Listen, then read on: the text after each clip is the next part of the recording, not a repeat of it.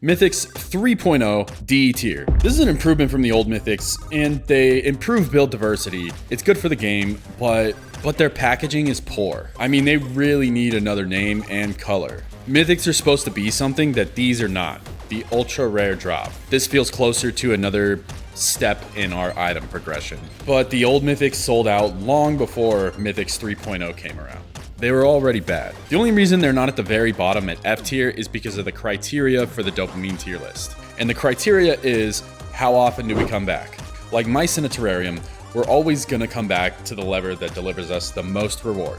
And we'll always upgrade our uniques to mythic status to optimize our build.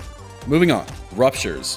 The unique changes in the mythics stole the spotlight from ruptures, but they feel fantastic. Why? Because it's real-time feedback of how powerful we are. And they have this paradoxical thing where they're going opposite directions, where the objective is to close them, but the longer we keep them open, the more rewards we get. There's nothing else in the game like that. Honestly though, it feels like they're missing something, like a mechanic to where if your build's powerful enough and if you kill enough enemies, you just turn the whole thing inside out, rewind it, bust it wide open to where it never closes or the circle never gets smaller. Anyways, we return to these frequently because they're key to the seasonal mechanic and getting the materials that we use to upgrade our mythics. A tier. Moving right along to the tower. It's off beta. Leaderboards are accessible through solo self-found mode.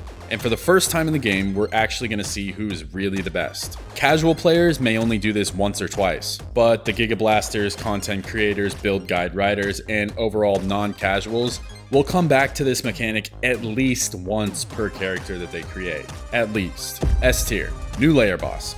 Lilith and Mephisto aside, Diablo 4 has a boss problem. Some boss fights feel like they're more like obstacle courses, while other boss fights feel like they're over before they even started. Diablo 4 is a knowledge-based game, I get that, but there still needs to be skill involved. Seraziel, the Death Reaper, meets those requirements. And we're always going to return to her to farm the new seasonal currency.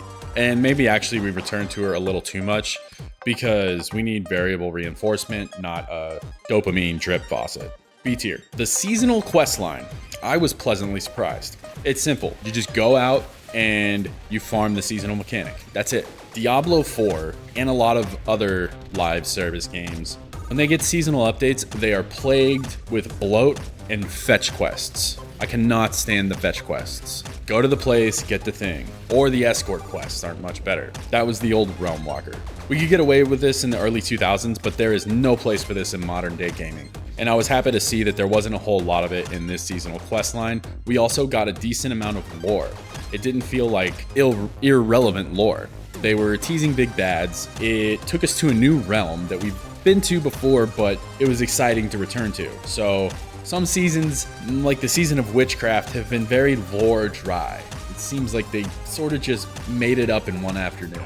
But this season delivered. My main critique here is that the seasonal progression board blasted you through the leveling process way too easy in like 3 hours. It needs better tuning. C tier. Reliquaries and Battle Pass. Okay, C tier right out of the gate.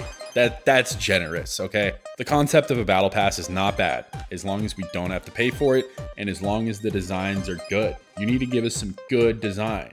I like the portals, but nothing else. All of the seasonal free merchandise or transmogs that we get seem pretty lackluster, and even the paywalled wings I have a qualm about.